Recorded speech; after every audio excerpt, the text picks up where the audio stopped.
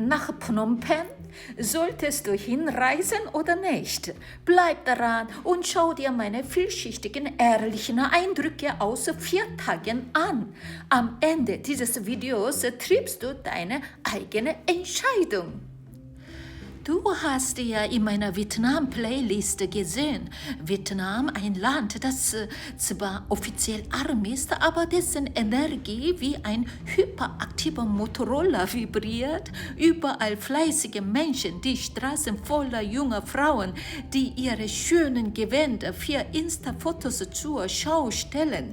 Und das Essen, jeden Tag ein Fest, so günstig und so lecker, aber fleißig und voller Freude am Machen. Das war mein Eindruck.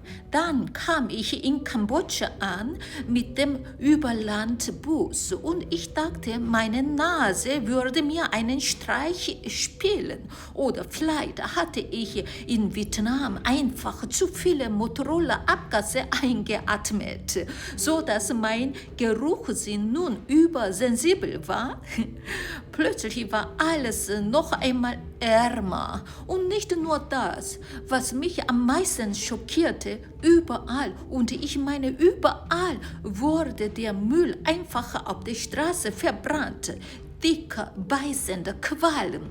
Das Konzept Umweltschutz, null Interesse. Ich dinierte noch in Vietnam, während ich hier das Gefühl hatte, direkt in eine rauchende Mülltonne zu reisen. Und dann Phnom Penh. Ich habe es euch ja schon erzählt. Ich blieb ahnungslos für 4 Tage im Zentrum. Ich lebte in einem dieser neuen, glänzenden Hochhäuser, die das neue Asien schreien, direkt am Mekong-Fluss, nah am Markt. Ich dachte, tolle Lage und so gut gemacht. Also, Freunde, nach der grenzüberschreitenden Busfahrt, die mich schon mit dem Geruch des brennenden Mülls begrüßt hat, brachte ich ein standesgemäßes Gefährt, natürlich ein Tuk-Tuk. Das ist nicht nur ein Transportmittel, das ist ein rollendes Büro für Verhandlungen. Ich sah diesen Tuk-Tuk-Fahrer auf der Straße. Er sah aus, als hätte er schon 100 Jahre Tuk-Tuk gefahren. Aber er hatte ein Lächeln im Gesicht, zumindest am Anfang. Die Fahrt zu meinem Appartement mitten in der Hauptstadt dauerte etwa eine halbe Stunde. Der erste Preis, den er nannte, sagen wir mal, er versuchte mich als reiches, naives Koreaner abzuzocken. In Südostasien gilt die eiserne Regel, du musst feilschen. Es ist nicht nur eine Frage des Geldes, es ist eine Frage des Respekts vor der Kultur und des Überlebens als Backpacker. Man lernt sehr gut, wie man arm bleibt auf der Reise. Ich habe letztendlich ungefähr $3 für die halbstündige Fahrt bezahlt. Das Badezimmer riecht muffig, deshalb sehe ich nicht besonders glücklich aus. Mir hat in Ho Chi Minh in Saigon besser gefallen. Da hatte ich auch die schöne Terrasse und hier keine Terrasse. Das Bad riecht nicht so doll. Das mag ich überhaupt nicht. Der Preis für 3 Nächte sind schon gut. Also, wisst ihr, wie toll das ist, wenn ein Bad keinen muffiges Geruch hat? Auf Reise mag ich einfache Studio-Appartements mit Küche wie diese. Sie sind zwar klein, bieten aber alles, was eine einzelne Person braucht. Wenn du zu zweit reisen würdest und nichts dagegen haben würdest, sich ein Doppelbett zu teilen, könntest du natürlich den Preis pro Nacht senken, aber die Reise kann auch völlig schief gehen. Diese Erfahrung habe ich noch nicht, weil ich immer alleine reise. Ja, es gibt auch Platz für meine Hütte. Ja, es gibt einen Balkon. Wenn du nur ein paar Tage bleibst, ist es ganz wichtig, im Stadtzentrum zu übernachten. Du sparst Zeit, Nerven und Taxikosten. Ich bin froh, dass ich diese Wohnung bekommen habe, aber es ist sehr laut. Ja, sehr, sehr, sehr laut. Ja, kann man nicht so lange hier draußen bleiben. Ich gehe wieder rein. Ich stellte meinen Koffer ab und ging sofort hinaus, weil ich Hunger hatte. Aber da ich noch nicht genau wusste, wohin ich laufen soll, ich habe mich verloren und so habe ich wieder Tuk-Tuk genommen. Ich würde nicht empfehlen, nachts alleine herumzulaufen. Super nette Treiber. Thank you.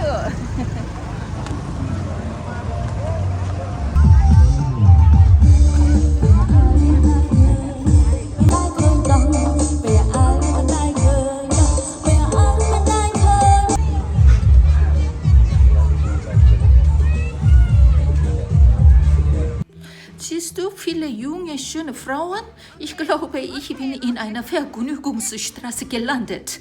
Wer weiß, was die jungen Frauen dort tun. Die Dame hat mir etwas erzählt, aber ich konnte sie kaum verstehen. Vielleicht ist es eine Zeremonie, um Glück zu bringen? Sie hat mir etwas erzählt, aber ich habe sie kaum verstanden. Macht doch nichts. Was ist denn dieses fettes Auto und dahinter dieser Tuk-Tuk? Wie ist es möglich, so viel Geld zu verdienen und ein so schickes Auto zu kaufen in diesem Land, ohne korrupt zu sein? Eigentlich wollte ich Gemüse kaufen und Obst kaufen, weil das Essen sah auf der Straße nicht so ganz gut aus. Und ich habe jetzt ein Wasser gekauft im Supermarkt und dann habe ich kambodischen Geld bekommen. Das kostet 56 Cent. Rest des Geldes habe ich alles kambodischen Geld. So, endlich habe ich jetzt das Geld. Irgendwie läuft lustig hier. Ja. Freunde, lasst mich ganz vorne anfangen. Meine Reise nach Kambodscha war eigentlich ein Unfall der Landkarte und des Geldbeutels. Nach dem vietnamesischen Abenteuer sah ich auf der Karte Kambodscha, Laos und dann die billigste Flug nach Hause, Bangkok über Athen. Die Route war geboren, Abenteuer über Land diktiert vom Sparzwang. Der einzige kulturelle Anker, das UNESCO-Welterbe Angkor Wat. Ich werde bald weitere Videos aus der Welt der UNESCO Angkor Wat zeigen. Ich musste dahin und um dorthin zu gelangen, musste ich durch die Hauptstadt Phnom Penh. Ich bin gerade an der Treppe ab dem Hügel angekommen, die zum Wat Phnom führt. Was mir dort sofort ins Auge stach, war nicht nur die Schönheit des Tempels, sondern ein unglaublicher Anblick. Überall an den Buddha-Figuren, in jeder Ecke und Nische türmten sich Geldscheine. Nicht nur ein paar Münzen, sondern buchstäblich volle Stapel, gespendet von den Gläubigen. Dieses visuelle Chaos aus Reichtum hat eine tiefe spirituelle Bedeutung. Viele dieser Spenden stammen von Menschen, die selbst wenig besitzen, vermutlich. Es ist eine Investition in Karma und eine Hoffnung auf ein besseres Leben. In diesem oder dem nächsten Dasein. Die Gläubigen schenken dem Buddha das, was sie entbehren können, oft das hart verdiente Geld, in der tiefen Überzeugung, damit Verdienste zu sammeln.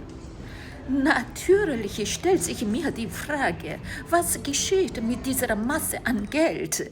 Ich fragte die Mönche, ich meine natürlich die Mönche, nicht die Jungs vom Nudistenstrand. Die Antwort, die ich erhielt, war erstaunlich klar und spiegelt das buddhistische Prinzip wider.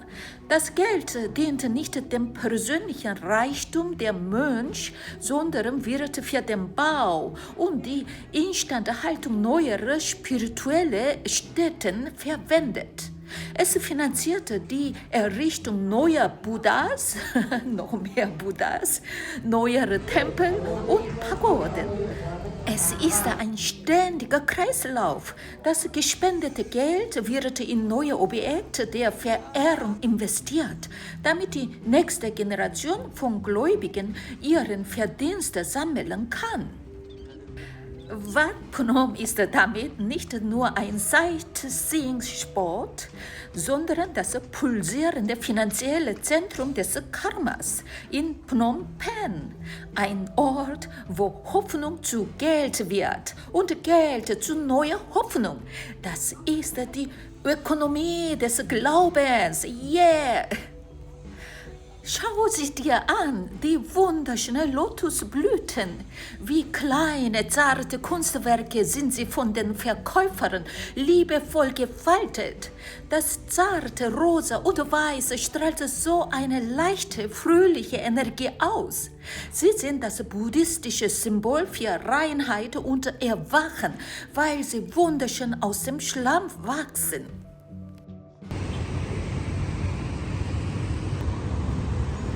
Der Geruch, der Gestank des Mekong, er war nicht nur Dreck, er war, wie ich sagte, der Geruch der Ungerechtigkeit. Null Umweltbewusstsein, null Interesse an öffentlicher Sauberkeit. Der Kontrast, die unverschämt protzigen Autos direkt neben der extremsten Armut, ein visueller Schrei der Ungleichheit. Ich dachte sofort, diese Politiker müssen tief korrupt sein. Das ist kein verdienter Reichtum. Und die Religion? Meine philosophische Auseinandersetzung mit dem Mönch. Ich forderte Nächstenliebe, er forderte Hierarchie und Respekt und verwendete Spenden für noch mehr Buddha-Statuen statt für die Armen.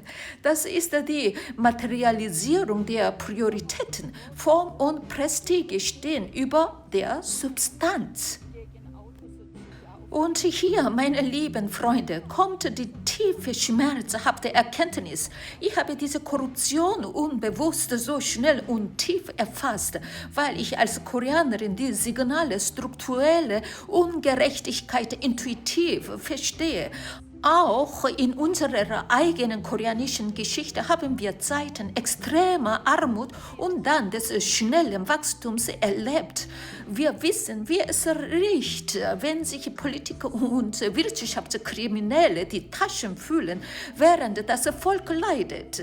Ich habe die Muster von Geld vor Moral und Macht vor Empathie in Phnom Penh sofort erkannt, weil diese Muster in der Geschichte jedes Landes, das tief durch Krisen gegangen ist, existieren. Phnom Penh war für mich ein Spiegel der schlimmsten Möglichkeiten jeder jungen Demokratie. Erst im Herbst 2024, als ich in Berlin war, las ich die Nachrichten, die enge Verflechtung der Scam-Ringe mit lokalen Behörden, die vielen koreanischen Opfer, die enorme Menge an kriminellem Geld. Die Rede war von mindestens von 25 bis 30% der Schattenwirtschaft und verrückte Quellen nannten sogar bis zu 45% des BIP. Da bekam ich die Gänsehaut, die Luxuskarussell, das war das gestohlene Geld meiner Landsleute und anderer Opfer. Das war kein reiner Urlaub mehr, das war ein unfreiwilliger Tauchgang in ein globales Verbrechenssyndikat. Hätte ich das Ausmaß vorher gekannt, hätte ich meine Route wahrscheinlich anders geplant und Phnom Penh gemieden. Aber bereue ich die Reise? Nein, ich bin heil zurückgekommen. Das ist das Wichtigste. Und ich habe in Angkor Wat die atemberaubende Majestät einer Kultur und Geschichte gesehen, die diese tragische Gegenwart überdauern wird. Angkor Wat ist ein Muss, Phnom Penh ist eine Lektion. Es ist jetzt eine Mittagspause und ich mache eine Pause. Jetzt fahre ich zu Königspalast. Ja, man muss immer handeln hier, zu fahren.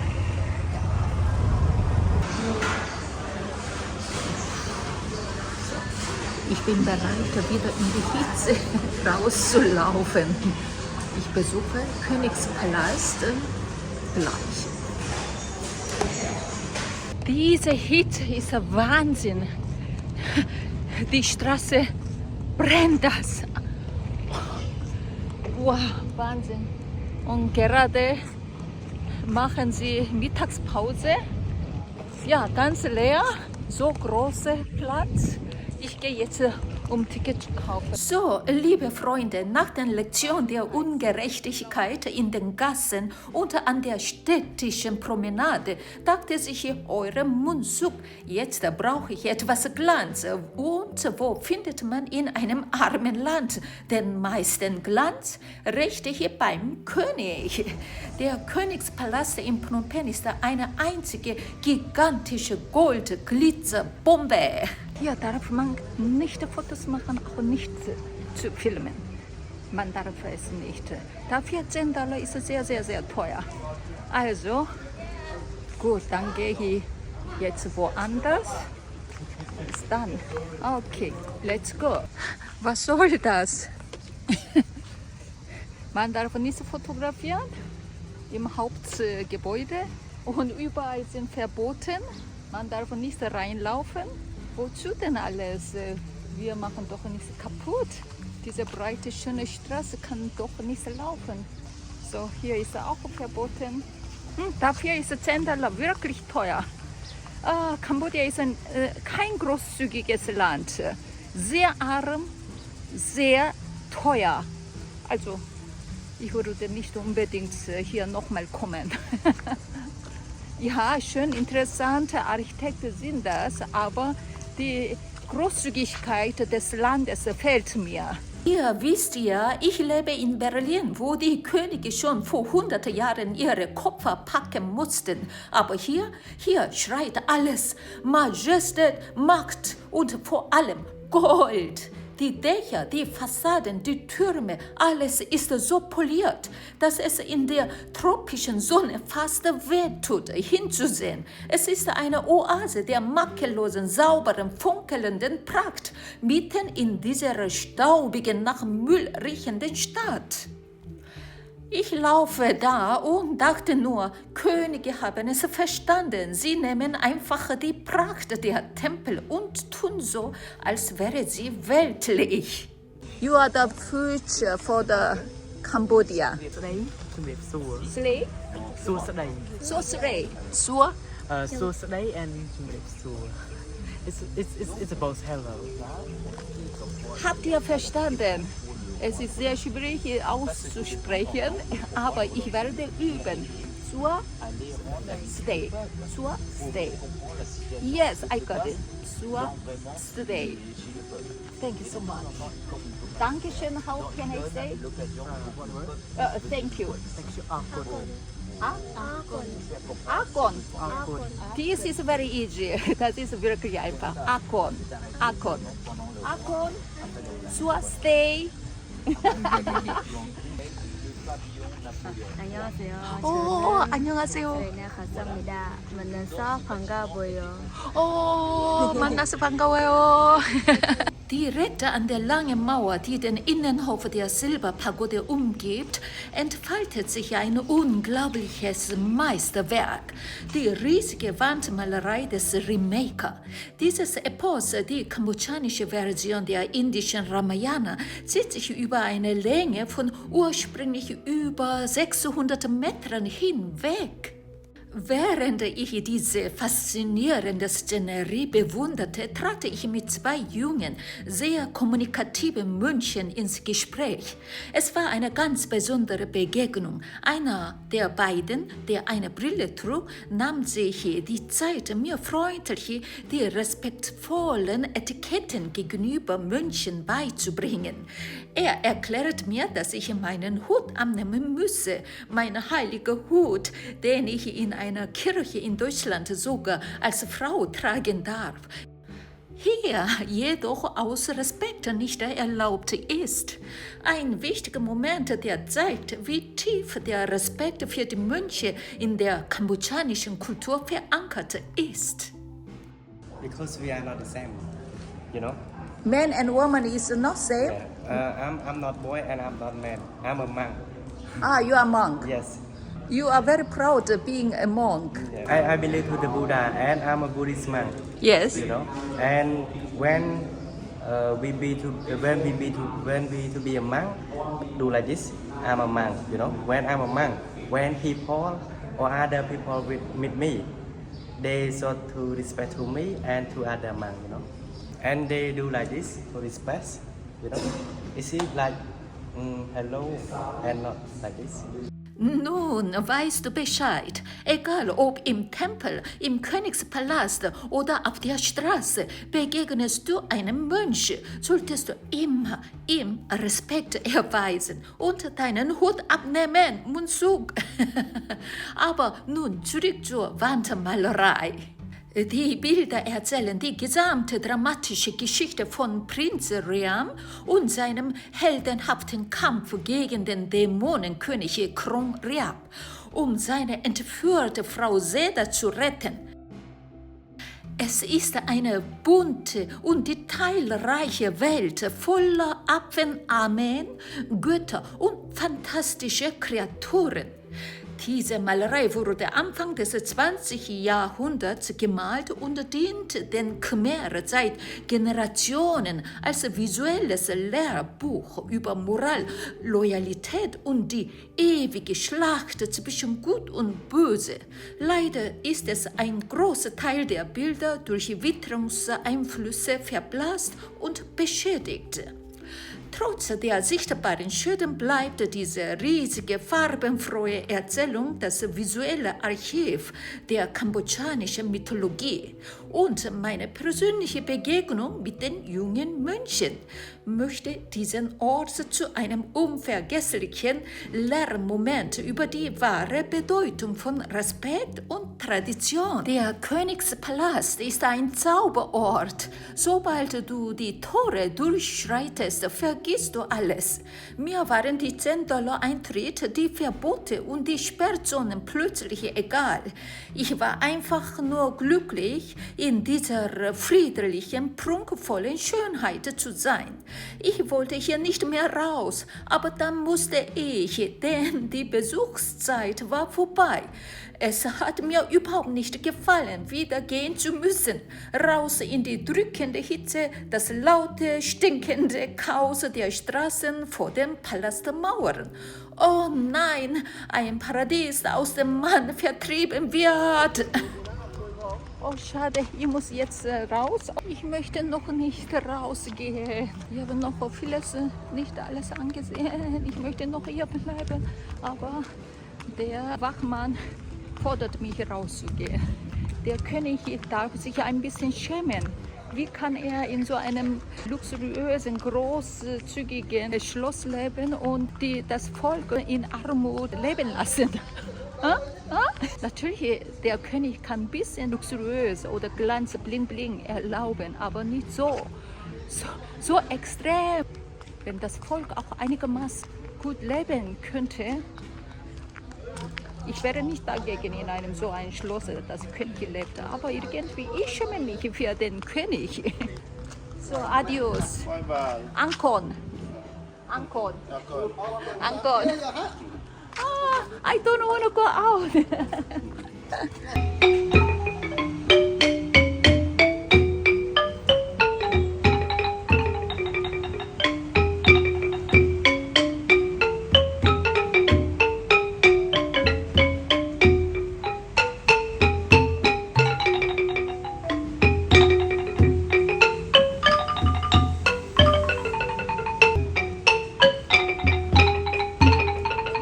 Die Musiker spielen mit unglaubliche Leidenschaft am Palastausgang, nicht wahr?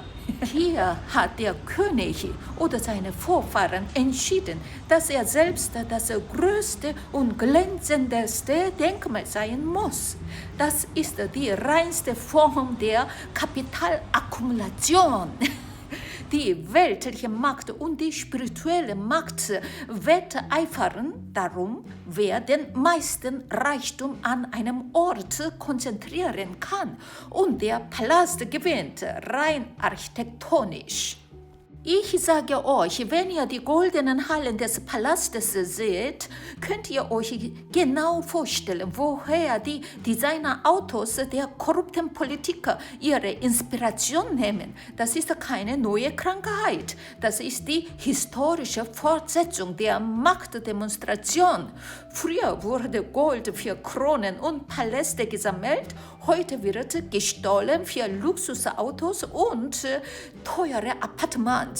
Das Prinzip ist das gleiche. Der Reichtum des Landes wird in einem geschlossenen Kreis konzentriert, fernab der Tuk-Tuk-Fahrer und der armen Kinder auf der Straße. Der Königspalast ist wunderschön, wirklich wunderschön und zeugt von der reichen Khmer-Kultur. Aber er ist auch ein monumentaler Beweis dafür, dass der Schmerz des Kontrasts nicht erst mit den Scam-Ringen von heute begann. Er ist das älteste Symbol für die Kluft zwischen oben und unten. Ich habe den Palast besichtigt und danach die Straße gerochen und das ist der Moment, in dem die Schönheit der Kunst auf die Brutalität der Realität trifft. Ein Muss für jeden Mundsuk auf der Suche nach der Wahrheit. So, das waren meine tiefen und kontrastreichen Eindrücke aus Phnom Penh. Wir haben die glänzenden Pagoden gesehen, die Stille im Palast gesucht und die Energie der Straßen erlebt. Jetzt kannst du diese Szene noch einmal in Ruhe genießen, mit den passenden Klängen von Felix Wewerka. Lass die Eindrücke auf dich wirken und schreib mir in die Kommentare, hat Kambodscha es auf deine Reiseliste geschafft? Für mich hat sich dieser Besuch in jeder Hinsicht gelohnt. Hätte ich diese Orte nicht selbst erlebt, wären die Berichte aus den Medien immer abstrakt geblieben. Deshalb ist für mich jede Reise so unglaublich sinnvoll. Ich hoffe, ich konnte dir heute einen echten Einblick geben, denn am Ende gilt das, was der koreanische Spruch so perfekt auf den Punkt bringt. Einmal selbst sehen ist besser, als 100-mal nur gehört zu haben. Danke fürs Zuschauen. Schaut euch auch die anderen Beiträge aus Kambodscha oder Südostasien an. Bald zeige ich euch auch unglaubliche Eindrücke aus der Welt-UNESCO von Angkor Wat. Und Munsuk Andamo, bis zum nächsten Mal. Annyeong!